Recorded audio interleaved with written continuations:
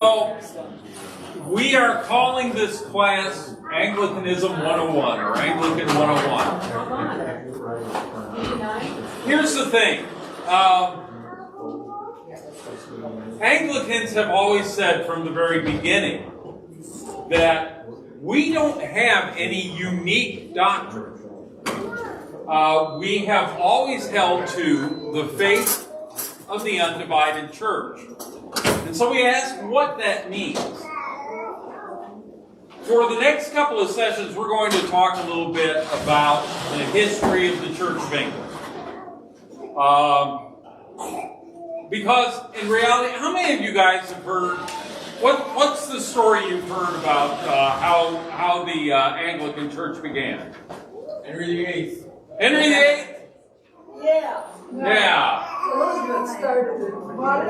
And then Elizabeth. And would it surprise you all that most Anglicans would refute that and say, no, we are a continuation of the church from its very beginnings in England? So we're going to talk a little bit about that. And in order to do that, some of the early stuff that we're going to talk about talks about some things that are legendary. What's your definition of legendary? Old. Old? Anything else? Made up. Made up? Anybody else? Inspiring. Inspiring? From the beginning. From the beginning. Okay. It's important that we understand that there's a difference between legend and myth. Okay? Legend has to do with some things that, although we don't have a lot of documentation for it, the tradition of the church says that this is something that actually happened. Okay? So these are things that something about these stories actually happened because it's been passed down through the faith from time immemorial. And so we're going to work on that. Okay. So, if you had to guess how far back the Church of England or the British Anglican Church goes, Ecclesia Anglicana, pick a date. Tell me when.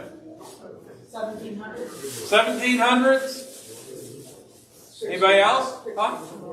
1600s? 1500s. There is, admittedly, a little bit of legendary stuff that places the beginning of the church in England back to 63 A.D. What's significant about that? We were all after Christ. That's within 30 years after the death and resurrection of Jesus Christ. Okay? So, we have evidence, some evidence, that there were Christian communities in England at that time. Now, where did they come from? That's the big question. The first name that always shows up on our list is a guy by the name of Saint Aristobulus. Saint Aristobulus. Did anybody ever heard of him? No. Nobody's ever heard of Saint Aristobulus? Ah, come on. Sounds like enlightenment. It is. Actually, his name is mentioned in the book of Romans. Okay? Romans 16:10. Saint Aristobulus is mentioned as one of 70 disciples that are sent out into the world to carry the news of Jesus Christ. The tradition of the church is that St. Paul himself anointed him as bishop for the British people and sent him off to the British Isles.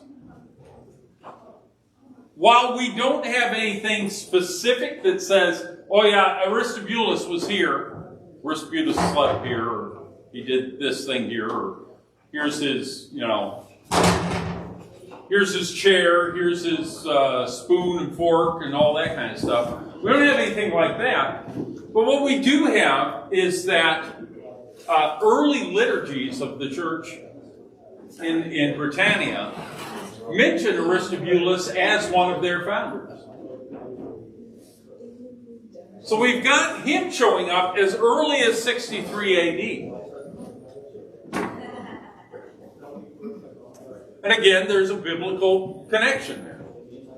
We do know that these 70 went out into all the world, all the known world at that time. Britannia was one of the Roman provinces. Okay.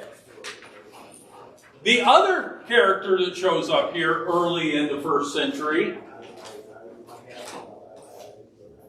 is Saint Joseph of Arimathea.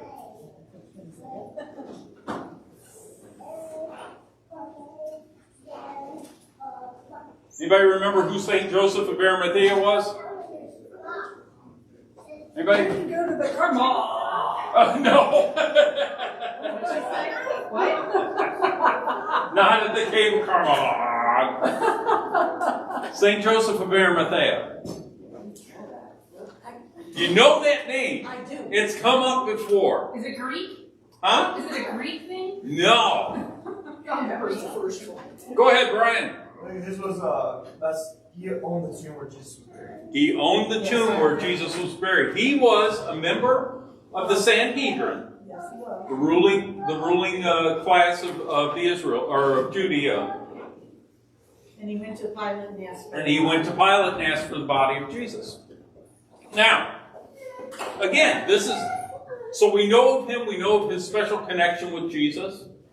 There are, again, legends that say that he was maybe even an uncle of Jesus's. He may have been a relation of Jesus's. And there is even stories of him being a tin merchant who would have gone to England and gathered tin and brought it back to the Middle East. And there's even a legend that Jesus accompanied him on one of those journeys one time.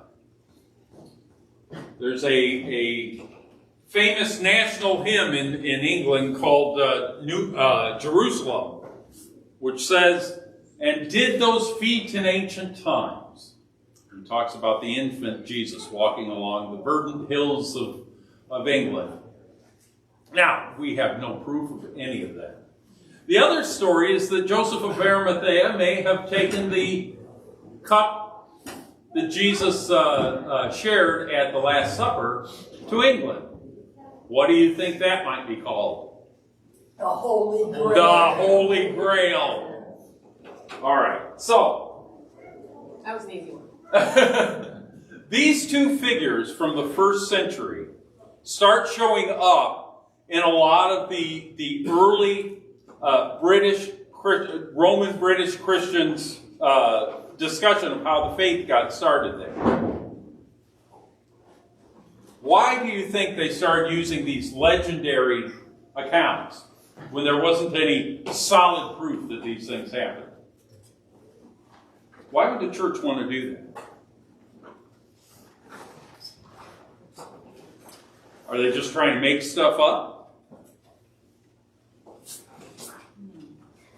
What could be the possibility for wanting to connect England's faith to a relative of Jesus or a disciple of St. Paul's that got sent out? You base your beliefs on something. Yeah, This so is like- probably the closest they could. Well, think about it this way. If you want to let people know that your faith is connected to the oldest expressions of the faith, what would you want to show? Validation. Proof. Validation. You want to say, hey, listen, we learned this from a disciple of St. Paul's, who was one of the people that structured the Christian faith and taught us the most stuff about it. We want to connect ourselves to one of Jesus' relatives who was there with him and heard his words. So what we have here is we have this, the early church in Britain wanting to ground their faith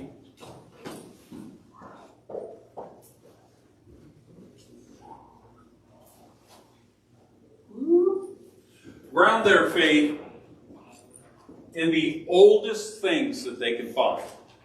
Okay? In the oldest expressions of the faith.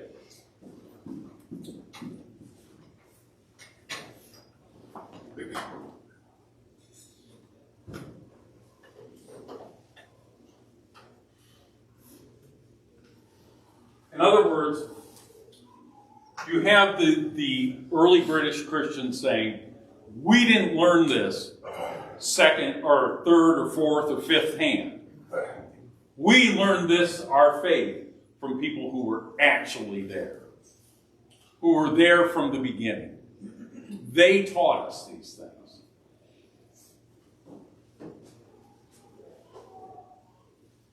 So, but now we come out of the legendary and we start getting into the stuff that we can show, we can prove. Okay? Our next two figures, cool. Awesome. We try hard. Yeah. I like that. Okay.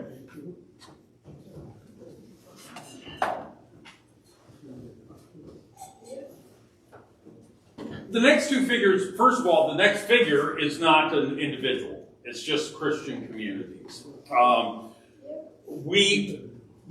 the late 2nd century, that would be like 160, 170, we have evidence of actual Christian communities in many of the towns in Britain. These are Roman towns, remember. Britain is a Roman province at that time. Yeah, there are native people to it, but for the most part, especially in the southern part of England, Rome has pretty much taken over. Who do you think is bringing this faith via Rome?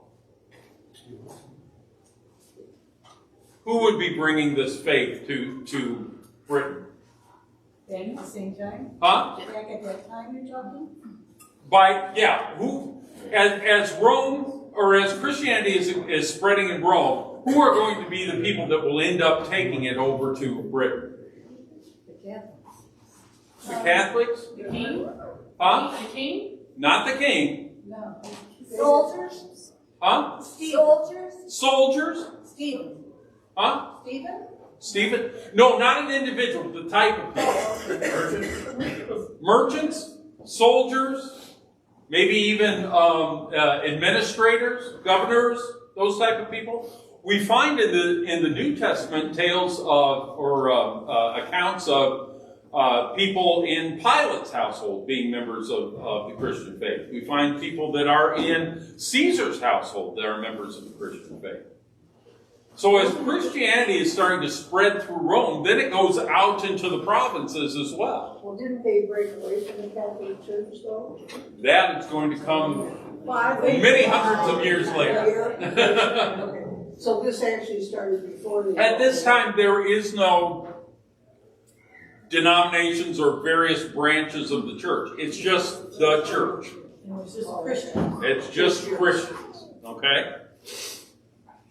So we find archaeological evidence. We find Christian symbols in England as early as the late 2nd century. People are digging up crosses. They're digging up mosaics that have Christian symbolism in it. So Christianity is becoming very established within the Roman province of Britannia. In fact, by 200 AD, we have a man by the name of Tertullian, who was a theologian, expressing the fact that Christianity had reached to the farthest roads of the empire, including Britain. And he specifically says Britain.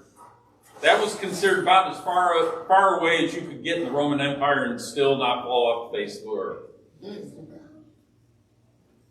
You had Britain, and then you had those weird Irish over there. They didn't know what to do with the Irish. So, yeah! Most of them are Catholic. Huh? They got there. So Christianity is starting to make inroads here in the Roman provinces and everything, but it's still not an accepted legal religion. It's still something that the Romans look on with some suspicion, with some go ahead. So if you're saying Christianity wasn't looked at that time, what religion was? What pagan religions? Well, in this, the Hebrew was still around, right?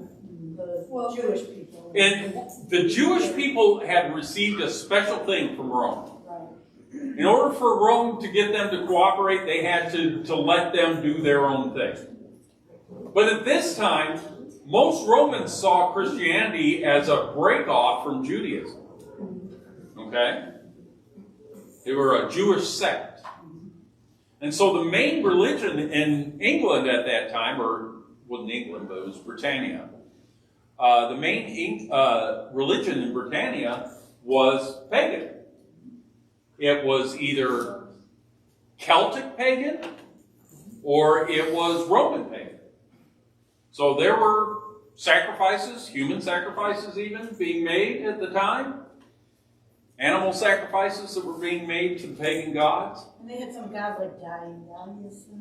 Dionysus, yeah. There was all kinds of nonsense going on there. But Christianity was starting to make some inroads. Can you imagine why Christianity was making inroads into the pagan world? People got scared of having their loved ones killed and sacrifices in their name. Yeah. Can you imagine what it meant for pagan people to hear the gospel?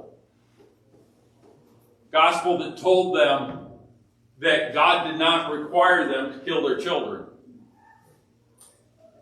to get the favors of God. A God that told them that women were of value in society. The children were of value in society. Well, if you go back to the Norse gods, you go to the Roman gods, the Greek gods, gods were capricious.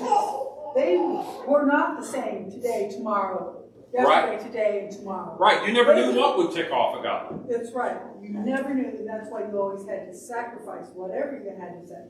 And then you suddenly come with this religion that says, God loved you so much that He came to earth and died for you. Yeah. When you talk about, you have so much more certainty. You're not in a time when you're always living on the edge of survival. Yes. That's got to be such a comfort.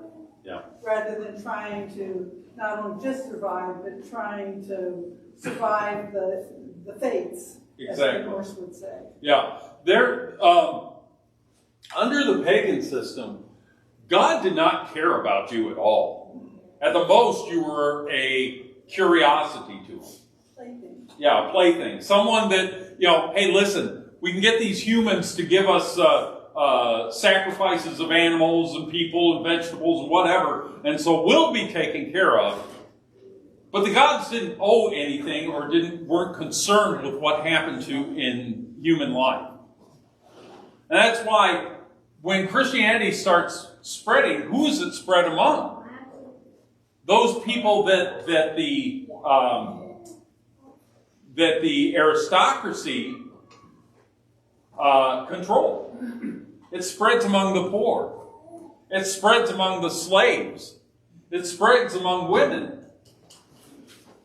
One of the great things that Christianity said to the world was, no, you can't go out and just have sex with whoever you want with no consequences.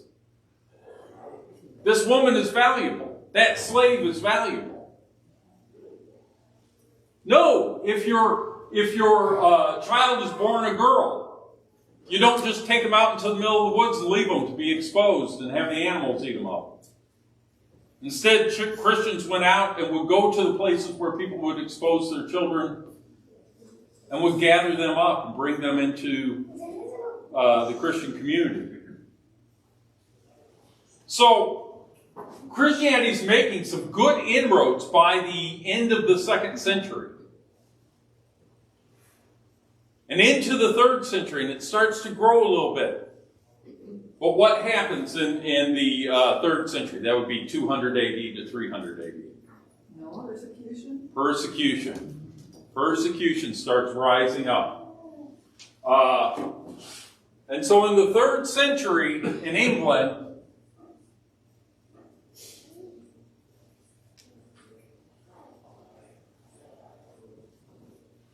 we have the tale of St. Alban. Any of you ever seen an Anglican church named St. Albans before? Yeah. There are a lot of them. A lot of them. St. Alban is the first recorded martyr in England. And the story goes like this. Alban is just a normal, everyday guy, going about his normal, everyday Roman Britain life.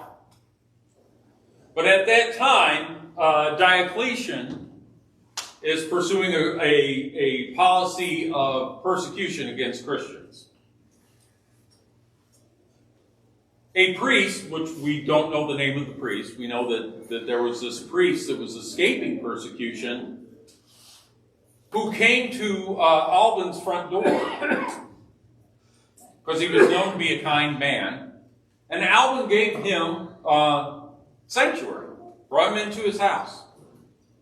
And for the next couple of weeks, Alban watched this man. And he was overcome by the piety of this man, who, even though he was on the run, was saying his prayers every day, was being gentle and kind to others, and he was going out and trying to take care of other people. And Alban decided, I think I want to be like this man. Whatever God he's worshiping, I think I want to be like that. Well, so what happens is that the soldiers start looking for this priest.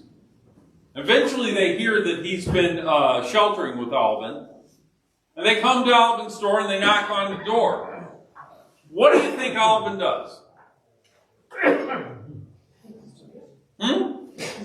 He takes his place. Alban says to the priest, give me your cloak, give me your robe, and I'm going to take your place.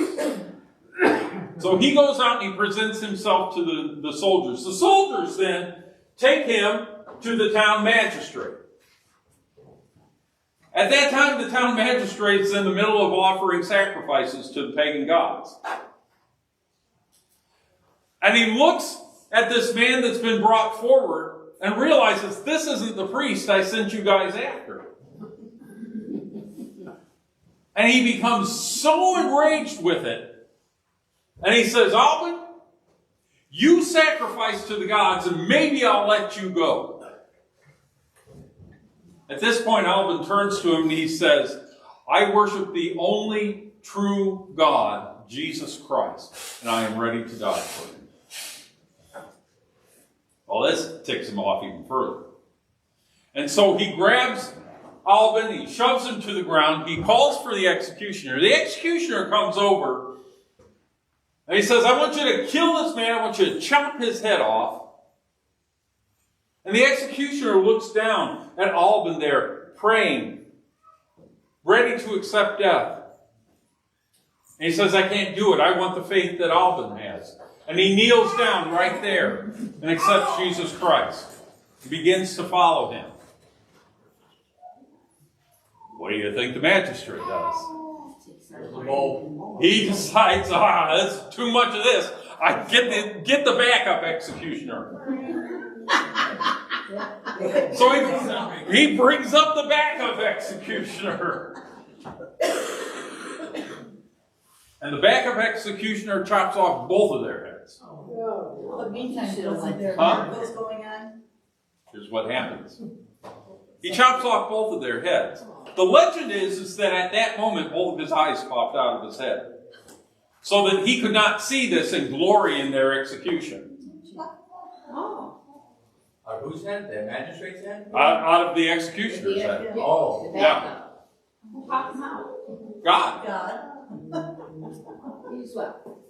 How dare you? St. Albans' head rolls off down the hill. Kids aren't in here, right? Okay.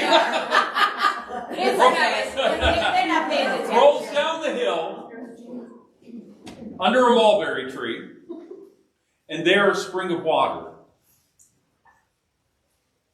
comes up.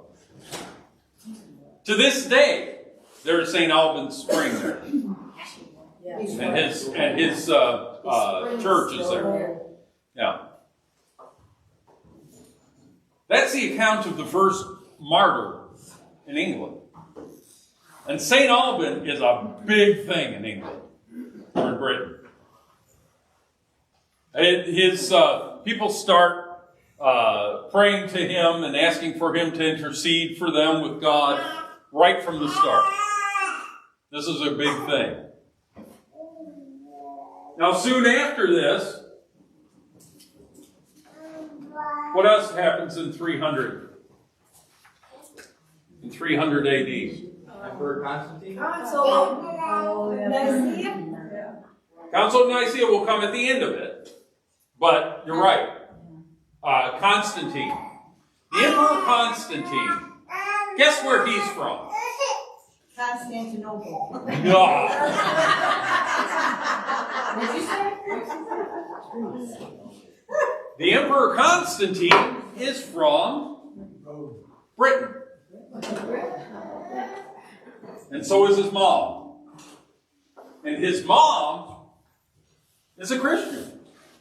Oh boy. So Constantine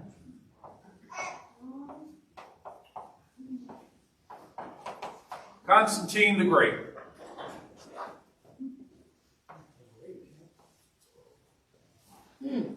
His father Constans had come over to become emperor of the Roman Empire, and he was killed. Didn't like him. But Constantine and his mother, does anybody remember what his mother's name is? See, I'm probing your history. Boy, you really are. I am. It's supposed to be a 101 class. It is. Helena. Helena. His mom, Helena, has been praying for Constantine to come to the faith. And just before a huge battle that Constantine has in the town of Milan, he has a vision of Jesus Christ and the cross in the clouds. And he hears the voice saying, "In this sign, conquer." So he has a cross painted on all of the shields of the soldiers that he's amassing. And sure enough, they win. And Constantine goes, well, maybe there's something to what Mom's been saying all these years. And Constantine starts to begin to make Christianity not only an acceptable religion in Rome, one that's sanctioned by them, so no need for persecution anymore, but he also starts setting things up so that Christians can start serving in the government. And pretty soon, Christianity becomes the official religion of the empire. Saint Helena, again, nice British woman, goes off on a pilgrimage to the Holy Land, where she ends up discovering the Church of the Nativity, where Jesus is born. She ends up discovering the Church of the Sepulchre, where Jesus was, establishing these churches. She finds the spots where Jesus was born, where he was crucified, where he was buried, And she even finds the 3 crosses that were on the on Gethsemane, or not Gethsemane, Golgotha, at the crucifixion. So she finds the true cross. And she's known as a woman who just opens up and finds all these relics in the Holy Land, brings them back to the empire. So Constantine starts to open things up, and Christianity becomes a part of Roman society. And so that really starts opening things up in Britain. All of a sudden, there are all kinds of Christian communities building up. And they're building churches. And they're building monasteries. And they're even showing up at church councils. We have an account of a church council at a place called Arles, where there are 3 British bishops that show up and participate in that council. So by the end of the 300s, it's all over the place. Christianity is fully established. It's so established that we end up starting to have our own heretics.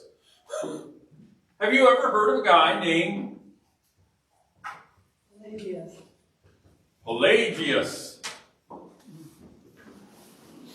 Pelagius was a British priest who started teaching that man's will wasn't really corrupted in the garden. And if you tried hard enough, you could actually become holy on your own. The rest of Christianity did not agree with this. And particularly, St. Augustine of Hippo, one of the great teachers of the church, really had a problem with Pelagius. He had Pelagius brought to Rome, and he was denounced, and he was kicked out of the church.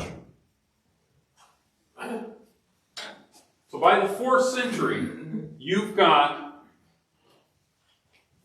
this burgeoning church in the Isles that's actually becoming very unique. It's got its own character. It's not exactly like the church in the East, but it's also not exactly like the church on the continent. It's got its own character, its own flavor. And, because I'm almost out of time here, I'm going to bring that to a close. We'll start next week. Oh, by the way, we may not be able to start next week because we have to take down decorations. So the week after that, we will start. No, we can't. That's the annual meeting. Oh, that's the annual meeting. So we can't do Okay. At the end of, So it has to be at the end of, 25th. The 25th, my brother's 25th of birthday. May. there you go. June. Okay. So, January. okay. So we wanted to get this started. So when we meet again, that'll be the 25th. Because we have a couple of intervening things. When we meet again on the 25th, we're going to start talking about the big expansion of Christianity in the 6th century AD. You're going to talk about some big people. You're going to be talking about the withdrawal of Rome from Britain. We're going to be talking about St. Patrick. We're going to be talking about a lot of major figures that start to come to be in there. So, I've given you a brief survey. That's all I can do with this right now. Anybody got any questions about any of these periods that we've talked about so far? No, you've given us so much information. Holy smokes. That's a good thing. But wasn't that all Roman? Wasn't that Christianity all from Rome? Not necessarily. Some of it came from Rome, but again, some of it had an Eastern flair to it. You've got if we go back to Aristobulus, back out of St. Paul's writings, these are people that grew up or that were sent out from his missionary journeys, which were in the eastern part of the empire. And so it's going to have an Eastern Orthodox flair to it. Some of the other figures are going to come from Rome. And that's going to give it a very Western flavor. So right from the beginning, Britain has this mixture of all the strains of Christianity in it, right from the very beginning. But again, at this time, there is no Eastern Orthodox Roman Catholic. There's just the church. The great schism that splits the church in half does not come until 1100 AD. We're almost 500 years before any of that happens. So there's this Christianity that's growing up, and it's very unique. We're going to see how unique it is when we get to our next meeting. All right? Good? Thank you. All right. Everybody, the paper that was given to us to fill out